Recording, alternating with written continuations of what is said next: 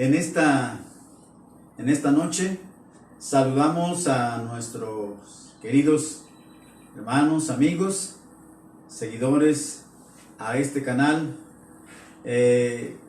Deseamos una bendición próspera, añadida con más prosperidad a todos nuestros queridos hermanos en la fe y a todas aquellas personas que también tienen acceso a estas redes sociales. Hoy vamos a presentar un tema a través de la palabra de Dios. Por supuesto, vamos a hablar de la historia de una mujer extranjera. La historia de una mujer extranjera. Vamos a invitar para que nos hagan saber sus peticiones, porque al último voy a orar por todas las necesidades que se pudieran estar dando en la vida de cada uno de ustedes. Con gusto vamos a atenderles en esta tarde.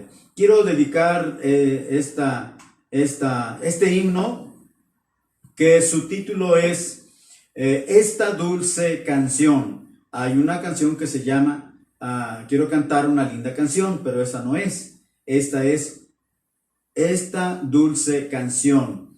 Habla acerca de los días que vivimos, de la necesidad de invitar a Cristo Jesús a nuestro corazón, pero también habla de las promesas venideras celestiales. Así que escuche esta alabanza y la entonamos para honrar y glorificar el nombre del Señor.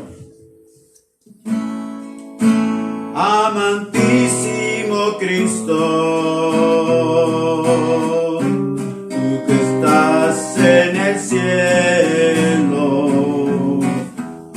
ante ti cantaremos esta dulce canción, para que tú nos guíes y nos des tu consuelo, y cantar con el alma, y cantar con el alma esta dulce canción. Qué feliz será en la hermosa ciudad más allá, junto a Cristo Jesús y ángeles celestiales. Qué feliz será en la hermosa ciudad más allá, junto a Cristo Jesús y ángeles celestiales. Esos vicios mundanos tú tienes que dejarlos, te llevan al abismo y ni cuenta te das. Si quieres ir al cielo, a la hermosa ciudad, tienes que arrepentirte, tienes que arrepentirte de toda tu maldad. Qué feliz será en la hermosa ciudad más allá, junto a Cristo Jesús y ángeles celestiales. Qué feliz será en la hermosa ciudad más allá, junto a Cristo Jesús y ángeles celestiales.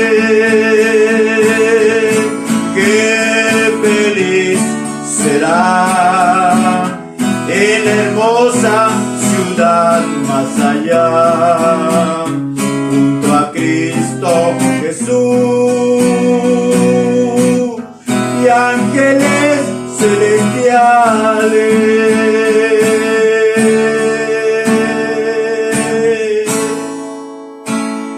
Bellísima canción, bellísimas palabras, llenas de promesa para todos los que esperamos su venida, su regreso, su venida especialmente por su pueblo, por una iglesia que le ama, por una iglesia que le sirve, por una iglesia preocupada por darle honor y darle la gloria. Vamos a estar atentos en esta tarde para estar escuchando la palabra del Señor.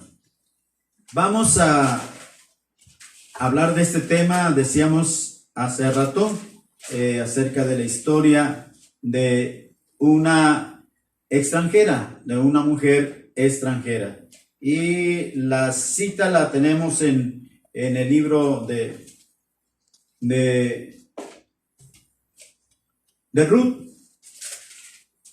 el libro de Ruth. Vamos a empezar leyendo en el capítulo 1, y de este capítulo 1 solamente vamos a leer los primeros 4 versículos, Después, lógicamente, vamos a estar hablando de otros pasajes de este mismo libro de Ruth. La Biblia dice así, en el nombre poderoso de Jesús.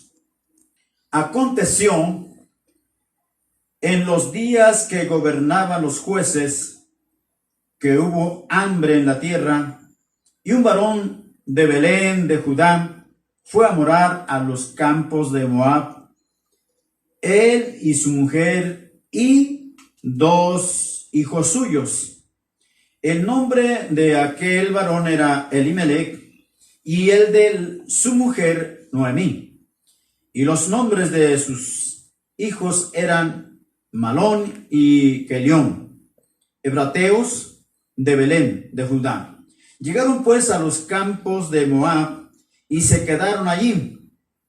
Y murió Elimelech, marido de Noemí, quedó ella con sus 2 hijos, los cuales tomaron para sí mujeres moabitas. El nombre de una era Orfa y el nombre de la otra Ruth. Habitaron allí unos 10 años. En 10 años, permítanme explicarles, en 10 años pasaron muchas cosas, y prácticamente después de esos 10 años se arranca una historia un tanto misteriosa, pero al fin y al cabo vamos a hablar de ella. La tragedia, en estos 4 versículos que hemos leído, comprendemos de inmediato la tragedia de una familia judía. Elimelech y Noemí salen de Belén, de Judea, y se van a vivir a Moab, una nación extranjera. Algo que quisiera explicar, que a veces los errores se pagan caros. Belén significa casa de pan. Fíjese bien, casa de pan. Pero los primeros versículos dicen que estaban pasando una hambruna en Belén de Judea. Se entiende que en la nación de Israel hubo una gran sequía, una gran hambruna, y a raíz de esa hambruna sale la familia de Elimelech, Noemí y sus hijos, y se van a Moab. Esta pareja procrearon a 2 hijos. Ya hemos dicho a Malón y Kelión. Estos se casan con mujeres moabitas, Orfa y Ruth. Solo vivieron 10 años. Es un periodo muy corto.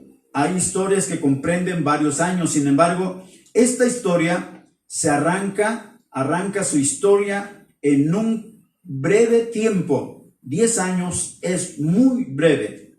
El primer punto que yo quiero que veamos a la luz, porque hoy vamos a enfatizar solamente en la historia de esta mujer extranjera.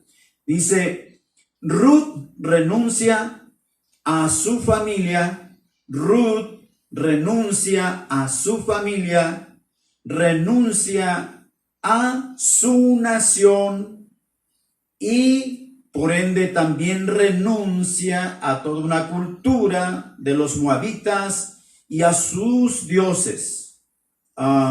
Debemos saber y debemos reconocer que siempre la historia en el Nuevo Testamento, cuando se habla de ciudades extranjeras, naciones extranjeras a la nación de Israel, siempre se da este detalle de hablar de gente seguidora de muchos ídolos extraños y raros.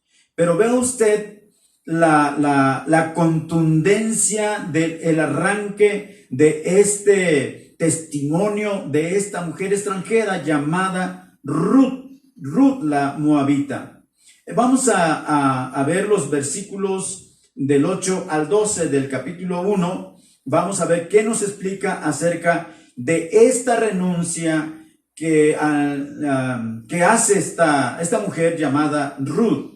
Dice el versículo 8, y Noemí dijo a sus dos nueras: andad, volveos cada una a la casa de su madre. Jehová haga con vosotras misericordias como la habéis hecho con los muertos y conmigo. Os conceda Jehová que halléis descanso cada una en casa de su marido.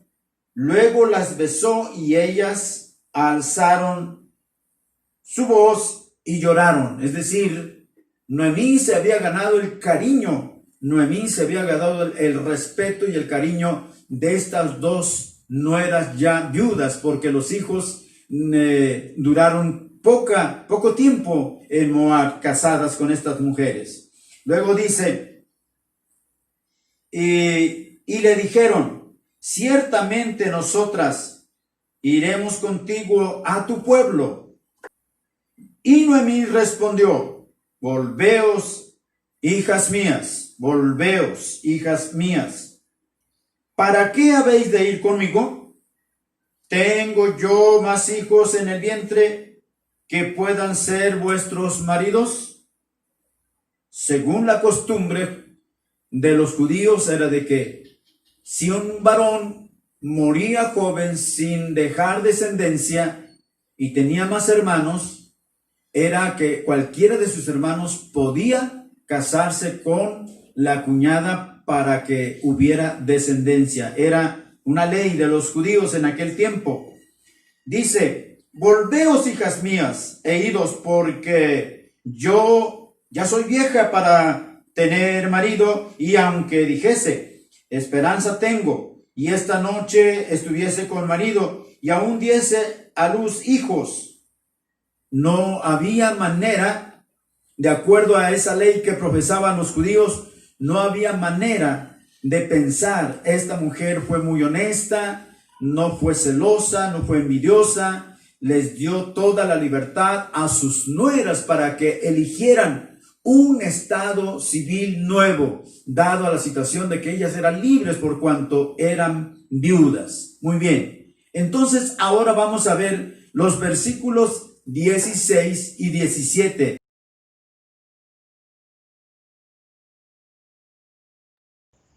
Respondió Ruth: no me ruegues que te deje y me aparte de ti, porque a donde quiera que tú fueres, iré yo, y donde quiera que vivieres, viviré yo.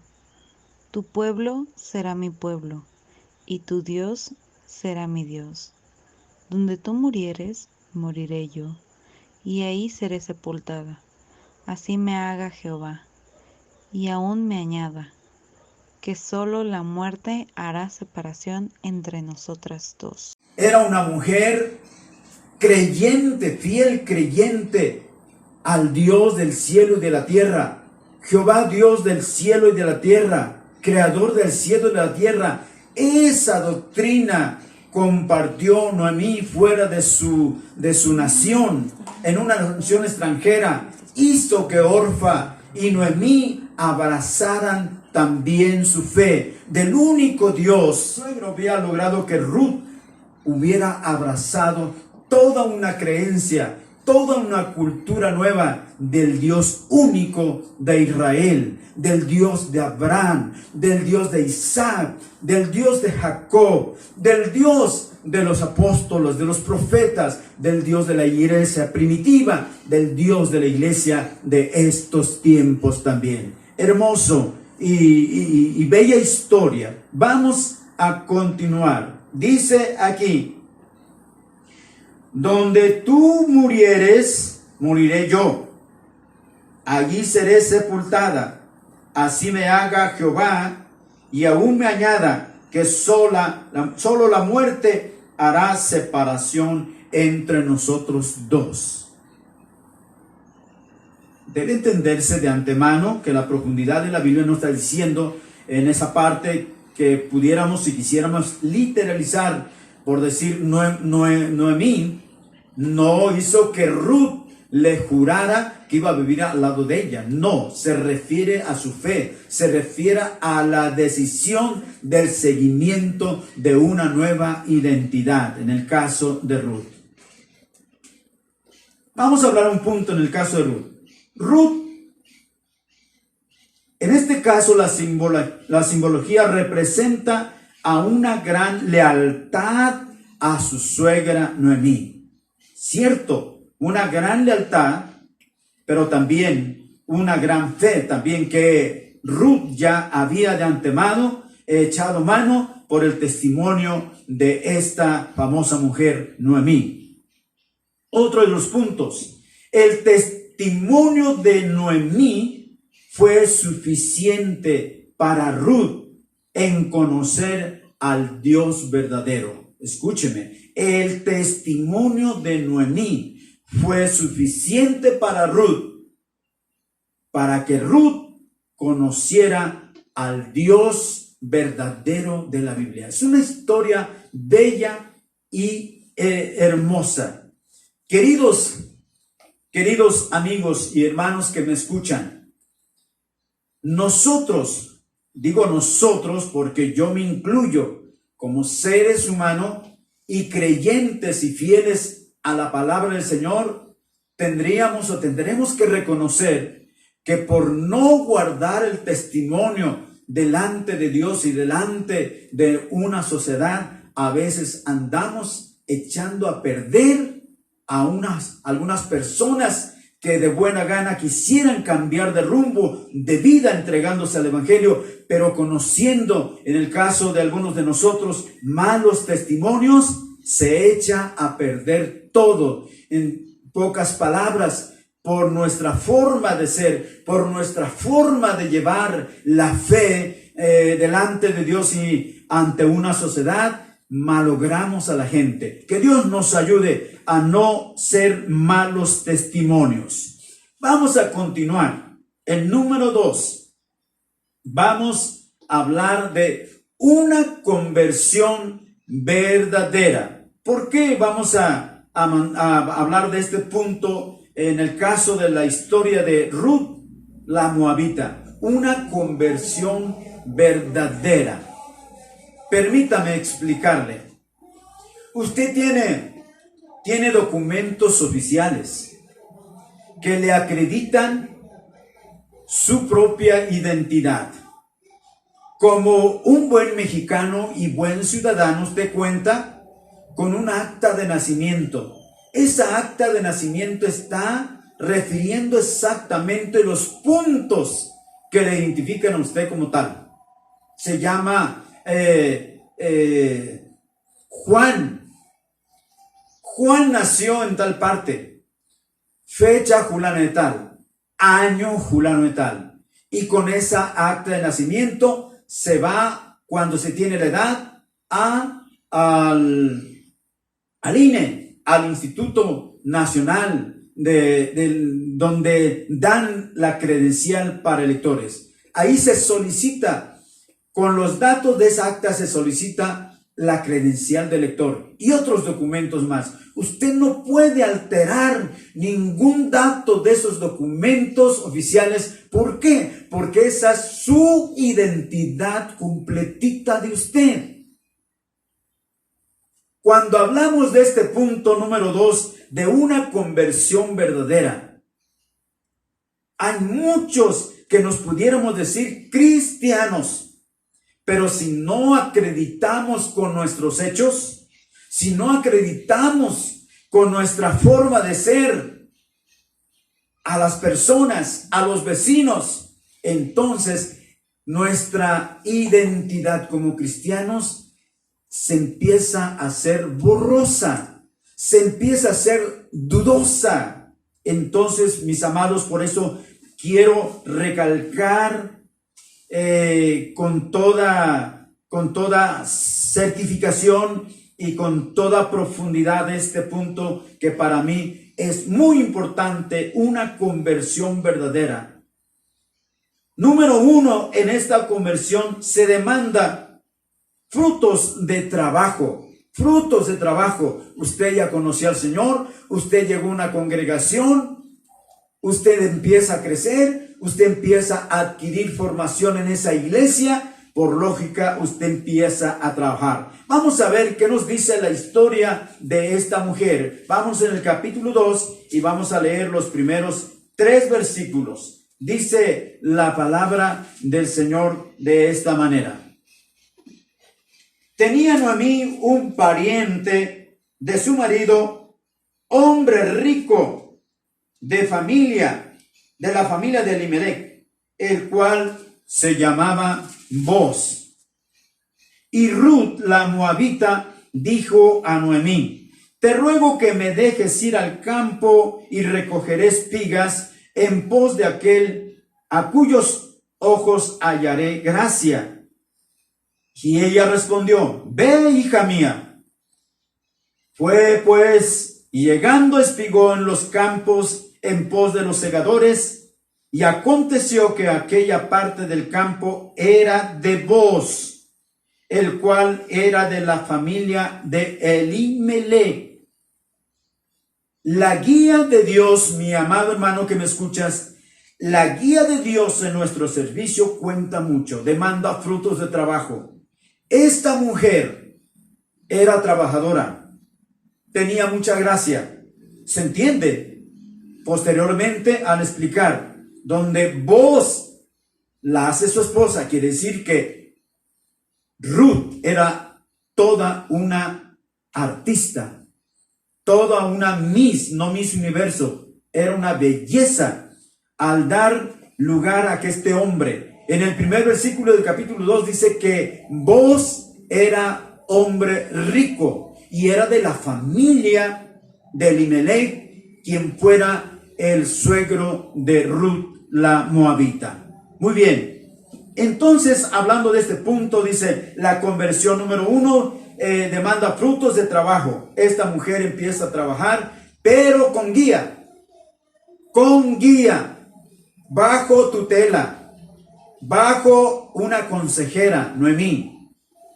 En ocasiones hay personas que se dan mucho al emocionalismo y le dice al pastor: pastor, voy a evangelizar. ¿Y dónde vas a evangelizar, muchacho? Voy a evangelizar a las pandillas, donde hay droga, donde hay vicios, donde hay tantas cosas. Pero resulta que este muchacho no ha madurado. Este muchacho tiene pocos días de haberse convertido y quiere meterse al fuego. El pastor le va a decir de inmediato: espera, muchacho, espera, hermano, toma días, fortalécete, documéntate. Pero hay alguien, vuelvo a repetir, que se da a las emociones y se va, y en vez de traer frutos, lo vuelven a animar a él y se hace víctima una vez más de los vicios. ¿Cuánto cuenta la guía? ¿Cuánto cuenta la formación?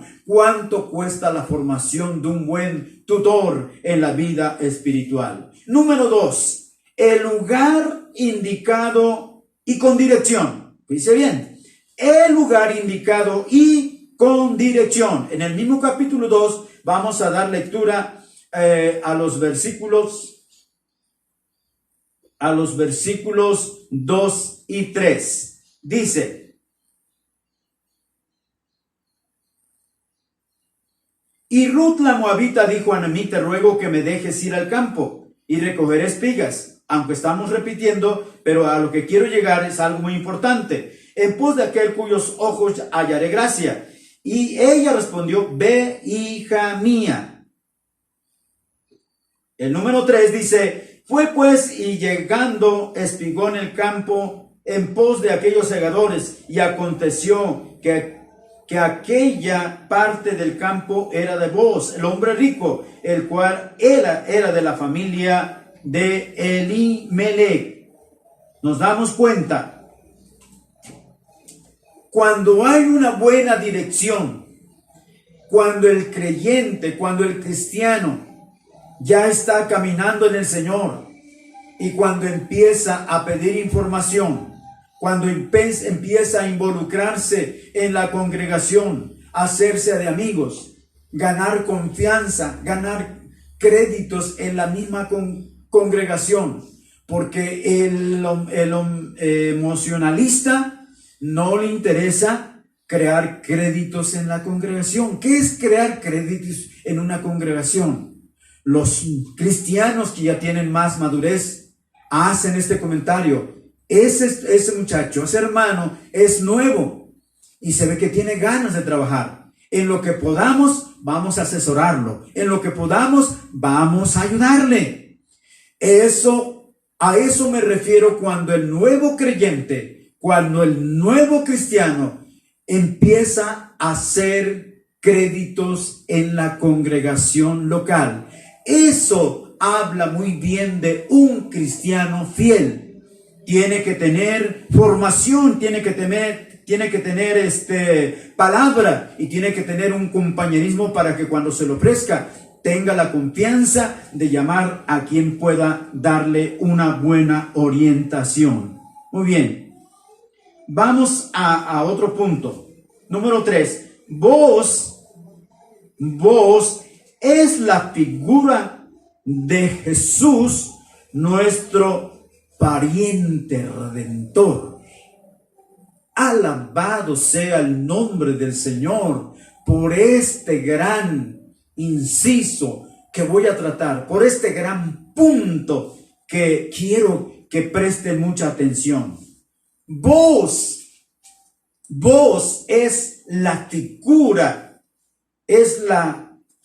de Jesús, nuestro pariente redentor. ¿Por qué hablamos pariente redentor? Mire, la ley de los judíos era de que si alguna extranjera se llegaba a casar con un judío y este judío moría sin dejar descendencia, un pariente cercano podía redimirla, es decir, podía pagar. Aquí nosotros los latinos, los hispanos decimos el dote. En algunas partes aquí en México todavía se acostumbra a tal cosa. Hay personas acaudaladas y se van a la provincia y se les escogen a alguna doncella jovencita y solamente da el dote, es decir, paga.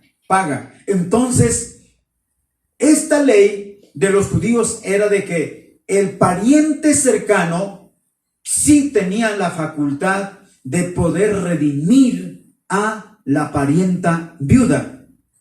Pero le voy a decir otra cosa. Cuando estamos hablando de la figura completa de Booz, estamos hablando de que Booz era un hombre muy rico.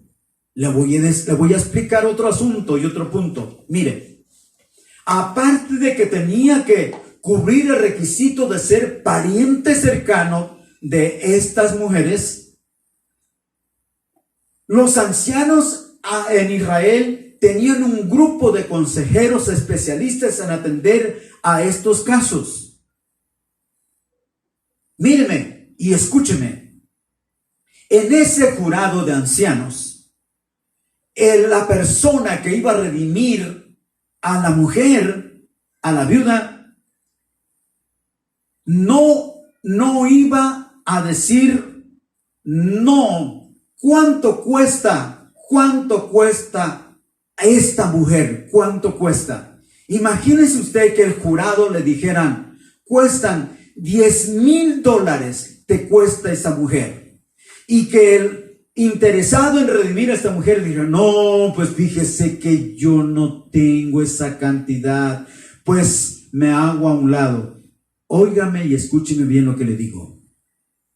Boaz era un hombre acaudalado, era un hombre de reputación en Israel, era un hombre rico, y por lo tanto lo que a él le dijeran que costaba redimir a Ruth, él estaba listo para redimirla.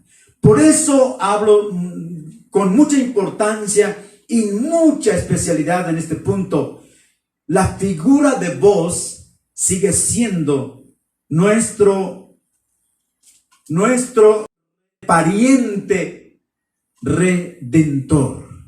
Qué hermosura y qué belleza de palabra. Por eso estamos hablando de la historia muy renombrada en la Biblia de esta mujer llamada Ruth. Él era el pariente redentor. Vamos a continuar. El número 3. La opinión, escuche, la opinión de Noemí sobre Boaz. La opinión de Noemí sobre Boaz. Ahora vamos al capítulo 3 y vamos a ver el versículo 18. Dice, entonces Noemí dijo, espérate, hija mía, hasta que sepas cómo se resuelve el asunto, porque aquel hombre no descansará hasta que concluya este asunto. ¡Ay! Nuestra cultura, nuestras costumbres aquí en México es de que los enamorados por algo empiezan a enamorarse, empiezan por conocerse, empiezan por hacerse citas al cafecito, empiezan a salir juntos y de allí empieza a surgir un interés. Después de que surge un interés, viene un enamoramiento. Cuando viene el enamoramiento, ya se oficializa el noviazgo y si se oficializa el noviazgo, esto significa que paso a seguir es una boda, serán unas nupcias. Por eso aquí Ruth tiene una palabra muy tremenda cuando dice, hija mía, espérate, hija mía, ten paciencia. Noemí era una mujer sabia, vieja pero sabia. Ella veía con toda claridad que Boaz ya estaba prácticamente enamorado de Ruth. Por eso le dijo Noemí a Ruth, espérate, hija mía, ten paciencia,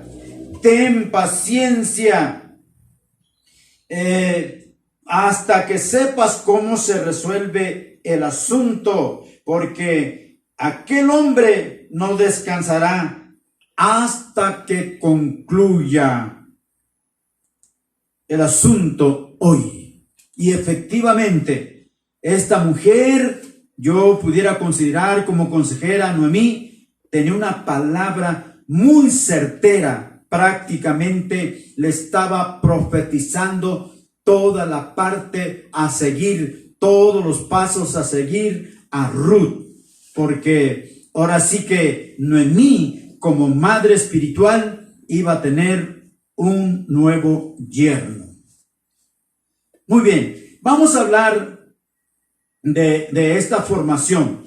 La formación del nuevo creyente tiene que ser con una buena mentoría. A mí en lo particular, amigo que me escuchas, pastor que me escuchas, hermano que me escuchas, a mí en lo particular me duele lo que yo voy a mencionar. Cuando yo hablo del punto de la mentoría, a la falta de una mentoría, ¿qué es una mentoría? Una mentoría es un mentor, es el papel prácticamente de un padre espiritual al lado del nuevo creyente, al lado de ese nuevo candidato para ser ministro, al lado de esa mujer candidata a ser una buena servidora, una buena evangelista, una buena misionera, un buen ministro, un buen diácono, un buen pastor, un buen evangelista, un buen profeta. Me duele de verdad al expresarles a los que me escuchan cómo he visto malogración de tantos hombres y mujeres a la falta de una mentoría. Tristemente, no todos los pastores hemos llegado a estudiar esta materia tan necesaria en la vida del ministerio. ¿Cómo tenemos que vigilar a nuestros hijos espirituales? ¿Cómo tenemos que formarlos? ¿Sabe qué?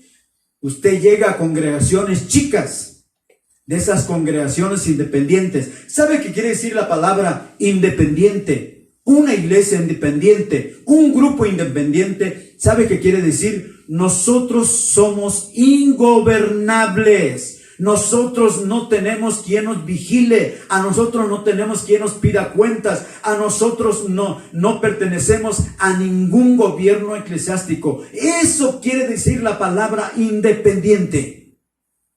No quiero cobertura, no quiero dirección, menos una mentoría.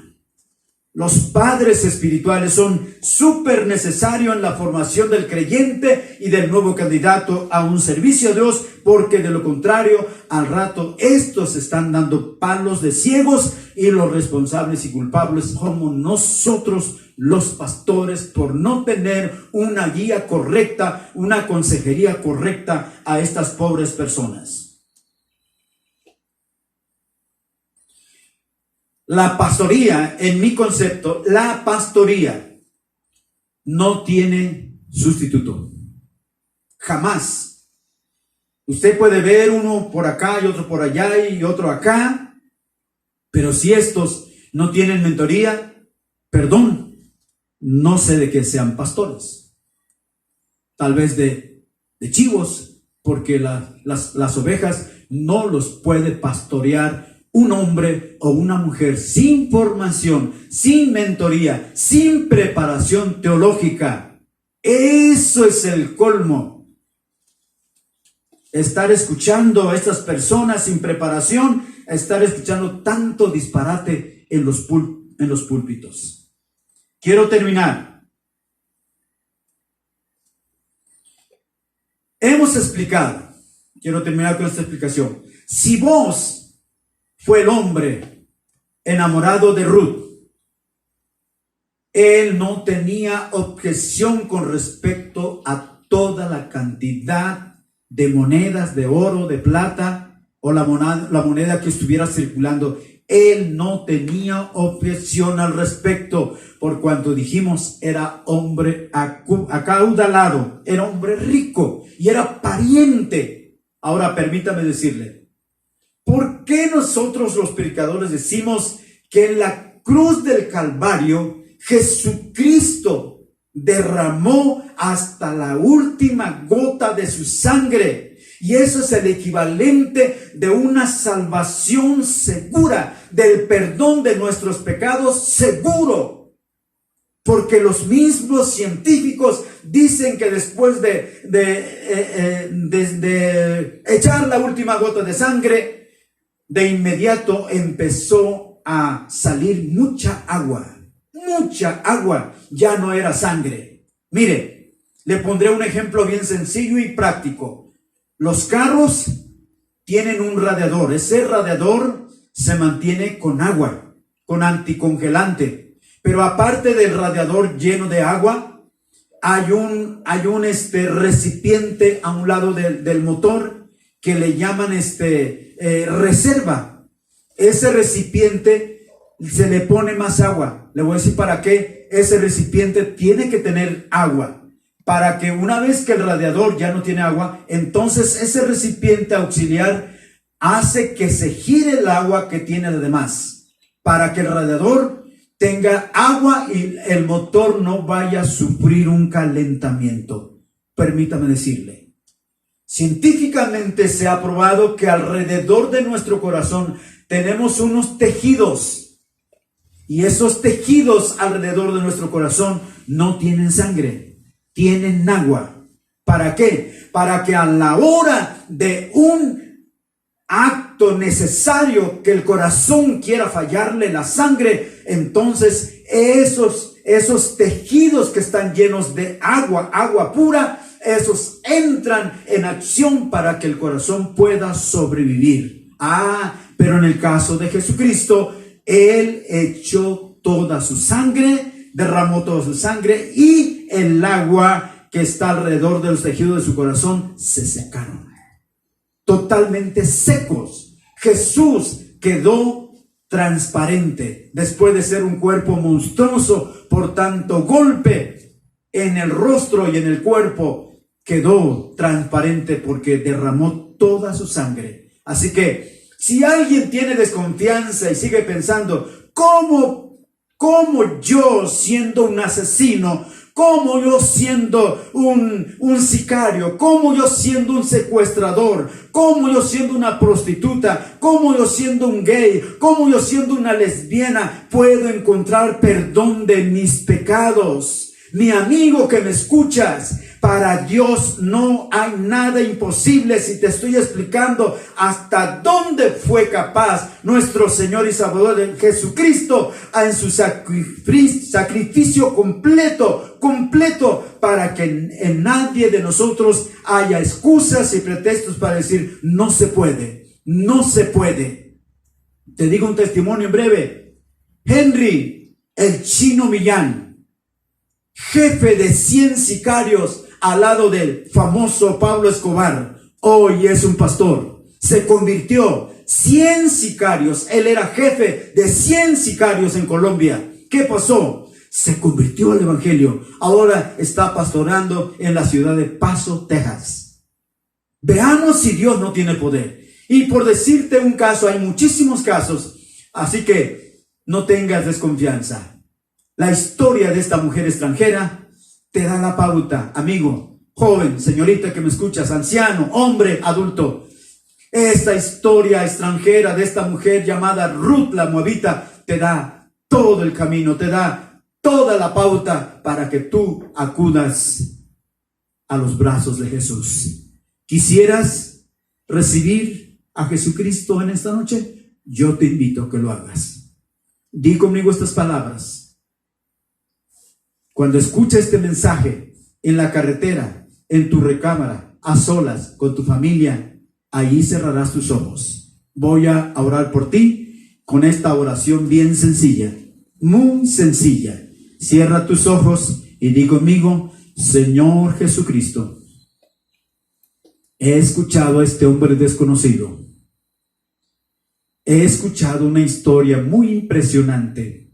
Esta mujer extranjera cambió su identidad totalmente, cambió su nacionalidad, cambió sus costumbres, cambió muchas cosas y aceptó la cultura donde se alaba, se adora y se le sirve a un Dios real y verdadero. Puedes decirle juntamente conmigo, Señor Jesucristo, de acuerdo a lo que ha explicado este predicador, para ti no hay nada imposible. No importa hasta dónde haya yo tocado y a fondo en este vicio, en este problema, el cual siento que soy víctima. Reconozco que sin ti no se puede hacer nada. Perdona mis pecados por amor a tu nombre. Perdona mis pecados. Cambia mi vida. Transforma mi vida. Haré lo posible por adaptar una nueva costumbre, una nueva identidad, de acuerdo al testimonio de esta mujer extranjera. Padre, en el nombre de Jesús te lo pido. Muchas gracias. Y a todos nuestros seguidores, a todos nuestros hermanos, estamos pendientes de sus peticiones, porque voy a orar por toda petición que usted tenga, por cualquier necesidad. Ahí que nos digan ahorita nuestros camarógrafos ¿Cuántas peticiones tenemos? No han llegado, no han llegado. Bueno, yo sí quiero orar con todo mi corazón. Mucha gente se confió la semana pasada al dar el aviso del gobierno oficialmente que los lugares, las empresas con función esencial se iban a abrir y ya se iba a poder salir a trabajar. Pero lamentablemente alguien no ha explicado qué equivalente tan trágico tiene el regresar a nuestras labores cotidianas. Mire, le daré un ejemplo. Por lo menos 3 atletas que llegaron a la cumbre del Everest, de uno de los volcanes grandes en Perú y otro volcán parece que en Honduras, los 3 atletas lograron llegar a la cima, pero de regreso ellos murieron. La explicación es esta. Cuando un atleta llega a la cima, por lógica, tiene que celebrarlo. ¿Por qué? Porque no es cualquier cosa llegar a la cima de un cerro alto, a 800, a 700, 1000 kilómetros bajo nivel del mar. Entonces, ¿por qué estos han muerto? Los descensos son más peligrosos que encumbrar. Ahora escúcheme, la pandemia aquí en México llegó al pico. ¿Qué pasó? Si las autoridades sanitarias están avisando que viene la curva de bajada, no se confíe usted de que ya no va a haber problema. Ahora es más cuando nos tenemos que cuidar, porque ahora viene el descenso. Viene el descenso y el descenso es peligroso. Haga de cuenta que es una revuelta y va a haber mucho más muertos. Es más, está habiendo muchos muertos, familias enteras contagiadas. Por esas familias, donde estén, como se llamen, voy a orar con mucha fe, con mucha entrega. Escúcheme, Padre que estás en los cielos, levanto mi corazón, levanto mis manos, levanto toda mi oración a ti, Padre que estás en los cielos. Señor, el mundo entero, no es Morelos, no es México, el mundo entero, en esta pandemia, en el famoso disfraz del semáforo amarillo, eso significa descenso. Si hay un descenso, por lógica tenemos que entender que los descensos son más y mucho más peligrosos. Padre, danos entendimiento para adquirir, Señor, los pasos correctos y protegernos a más no poder. Sí podemos salir, pero tomar todas las medidas que las autoridades sanitarias nos estén indicando. Mucho gel antibacterial en su casa, mucho jabón, mucho cloro en los trabajos, su cubreboca. Señor, danos entendimiento y, Padre, podemos atar y reprender a este virus de muerte que tanta baja ha hecho en las familias de México, aquí en Morelos, Padre. Ato y reprendo a este espíritu inmundo de muerte que está ocasionando tanto dolor en las familias enteras, en el nombre poderoso de Jesús, en el poderosísimo nombre del Hijo Santo de Dios, Jesucristo de Nazaret. Por la sangre y por la llaga de Jesús, cubro a todas las familias, a todo el estado de Morelos, a esta zona cañera, ahora y siempre, en el nombre poderoso de Jesús. Amén. Amén. Tenga paz y tenga fe en el Señor. Dios me le bendiga.